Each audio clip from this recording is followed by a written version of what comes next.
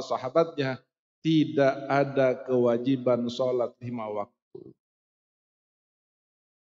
Quran belum banyak turun ayat. Puasa dan haji serta zakat. Lalu apa yang dikerjakan oleh Rasul? 10 tahun sahabat rentang-renteng bersama Nabi. Apa yang dikerjakan oleh Nabi Muhammad SAW? Apa yang diberikan oleh Nabi Muhammad kepada sahabat-sahabat? Yang diberikan oleh Nabi Muhammad kepada sahabatnya bukan bentuk ibadah zahir, tetapi bentuk ibadah batin, dan itu menjadi asas dan fondasi dari seluruh ibadah zahir, yaitu al-yaqinu wal i'tiqad wal mahabbah lillahi wa li rasul. Ini yang hadir puluhan ribu hari ini. Di setiap hatinya tidak sama kadar i'tiqadnya kepada Hadratus Syekh. Di dalam hatinya tidak sama kadar mahabbahnya kepada almarhum Hadratus Syekh. Dan ketahuilah, itu adalah ketetapan dekat atau tidaknya kita di akhirat dengan beliau, dan jadi ketetapan sedikit atau banyak berkah yang akan kita terima saat kita hidup di sini. Hidup adalah pilihan, dan tidak ada pemaksaan di dalam jamaah khidmah harus cinta mati kepada Hadratus Syekh, tidak ada. Karena apa? Karena semua sadar bahwa cinta itu adalah rahmat yang khusus yang tidak oleh Allah diberikan kepada sembarangan orang, saudara. Coba lihat bagaimana di saat Nabi Muhammad SAW ada di Mekah. Pembesar-pembesar yang terhormat itu justru kehilangan cinta di dalam hatinya kepada Nabi Muhammad. Budak-budak sahaya justru Allah pilih untuk menjadi orang yang mencintai Rasulullah SAW. Demikianlah apabila di hati kita sudah ada rasa i'tiqad,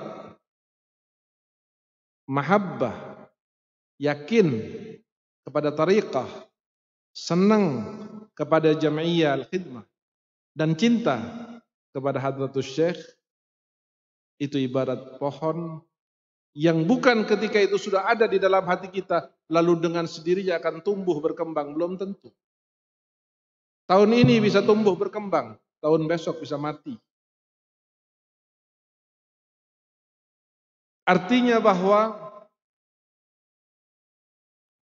keberadaan kita sebagai murid-murid beliau harus senantiasa diperbaharui, ditajdid al-ahad dengan adanya majlis-majlis seperti ini, dan dengan lebih banyak lagi mendengarkan wasiat, tausiah, dan sirah atau sejarah Hadratus Syekh Maulana Ahmad Asrari Al-Ishaqi radhiyallahu anhu.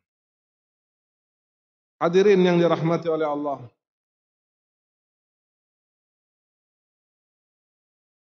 saya khawatir keadaan beliau akan seperti keadaan Nabi Muhammad SAW.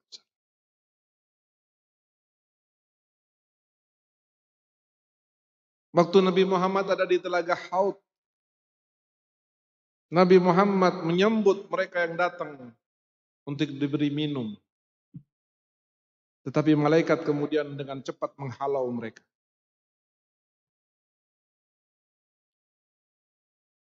Dihalau untuk dijauhkan dari Rasulullah SAW. Rasulullah berkata, "Ya Allah, mereka adalah orang-orang yang saya kenal." Bahkan di dalam lafaz hadisnya, "Haula ashabi." Orang yang pernah ada bareng dengan saya. Orang yang pernah jalan bareng dengan saya. Orang yang mungkin pernah makan bareng dengan saya. Kenapa mereka dijauhkan? Kata Allah, "Innaka la tadri mada ahdatsu ba'd." Kamu tidak tahu wahai Nabi Muhammad setelah kamu meninggal apa yang mereka lakukan. Setelah kamu tidak ada lagi jasadnya, apa yang telah mereka perbuat. Hadratus Syekh demikian juga di akhirat. Akan terpukul perasaannya jika seandainya menyaksikan ada orang yang dia kenal, yang dia pernah doakan, yang dia pernah ajak jalan bersama, yang pernah satu majelis dengannya, yang pernah nangis di hadapannya, yang pernah memegang tangannya untuk baiat. Lalu tiba-tiba di hari kiamat nanti dijauhkan orang tersebut oleh Allah. Tidak diizinkan untuk mendekat kepada beliau. Lalu beliau akan bertanya kepada Allah, "Ya Allah, itu adalah orang yang saya kenal." Dan Allah akan mengatakan, "Wahai hambaku Muhammad Ahmad Asrari, mereka kamu kenal, tapi kamu tidak tahu setelah kamu wafat apa yang mereka lakukan." Naudzubillah. Dalam kehidupan ini, saudara, jangan pernah berharap selamat dengan amal soleh saja. Tidak ada amal soleh yang kita lakukan sekarang ini yang bisa kita andalkan. Kalau merujuk kepada apa yang dikatakan oleh Sayyidi Taifah Al-Junaid, bahwa untuk sholat yang diterima oleh Allah Subhanahu wa ta'ala adalah apa yang khusyuk dari bagiannya.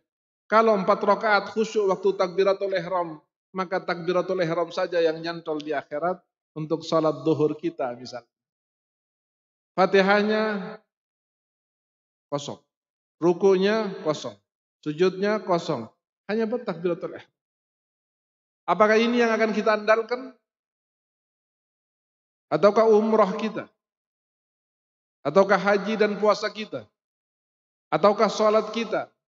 Sementara dikatakan semua ibadah yang tidak diiringi oleh hadirnya hati pada saat kita mengerjakannya, fahiya lil uqubati aqrab, orang ini lebih pantas untuk disiksa oleh Allah Subhanahu wa ta'ala. Ibadah, orang yang beribadah lebih pantas untuk disiksa oleh Allah karena di dalam ibadahnya tidak ada hati yang hadir. Ibadah, sholat, udah enggak jelas. Ramadan enggak karu-karuan. Halal haram kadang-kadang tidak tersaring untuk kita makan. Baca Quran, ibaratnya hanya suara saja yang kenal. Kadang berzikir kepada Allah, dalam zikirnya dia justru bermaksiat kepada Allah. Lalu dengan ini semua kita berharap selamat di hadapan Allah?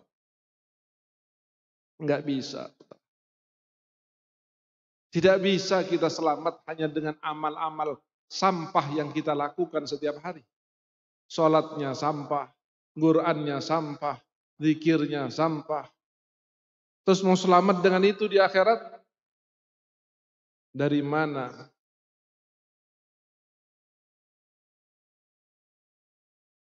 Terus apa yang akan menyelamatkan kita di akhirat? Ataukah kita pasrah saja masuk ke dalam nerakanya Allah Subhanahu wa ta'ala? Tidak. Sayyidina Anas bin Malik, sahabat terakhir yang meninggal. Sahabat yang saya saat masih kecil dibawa oleh ibunya, dikatakan, "Ya Rasulullah, ini anak saya hadiahkan buat engkau, saya wakafkan buat engkau."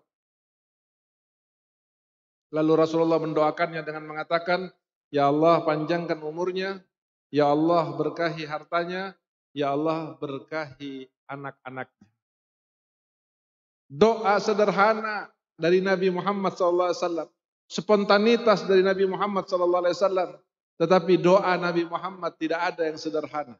Walaupun hanya satu ucapan saja. Bahkan Nabi Adam ketika 40 tahun dengan munajat tingkat tingginya sebagai seorang nabi, berdoa kepada Allah, bermunajat kepada Allah, minta ampun kepada Allah atas pelanggaran dari apa yang dia lakukan di sorga sehingga dia diturunkan. Allah tidak jawab. 40 tahun. Tapi kemudian dijawab oleh Allah Subhanahu wa ta'ala hanya dengan 3 kalimat pendek dan sederhana saja. Apa itu? Allahumma bihaqqi Muhammad illa ghafartali. Ya Allah, dengan berkat Muhammad ampuni enggak saya ya Allah. Jibril langsung turun, saudara. 40 tahun Bahkan dikatakan dalam riwayat tidak ada satu jengkal bumi ini kecuali Nabi Adam pernah sujud di situ, meminta ampun kepada Allah. Enggak dijawab oleh Allah. 40 tahun. Tapi kurang dari 1 detik Allah langsung merespon dengan mengatakan, engkau wahai Adam telah diampuni oleh Allah Subhanahu wa taala, dan Allah bertanya, dari mana kau kenal Muhammad padahal tidak diciptakan, belum diciptakan.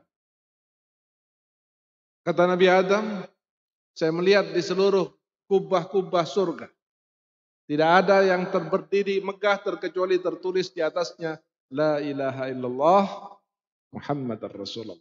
Maka aku tahu dan yakin tidak ada Allah menyandingkan nama hambanya dengan nama agungnya kecuali hamba itu adalah manusia terbaik dari hambanya Allah Subhanahu wa taala.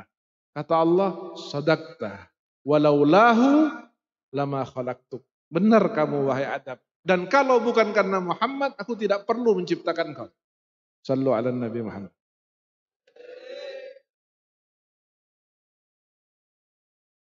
Ini Nabi Muhammad sallallahu alaihi wasallam.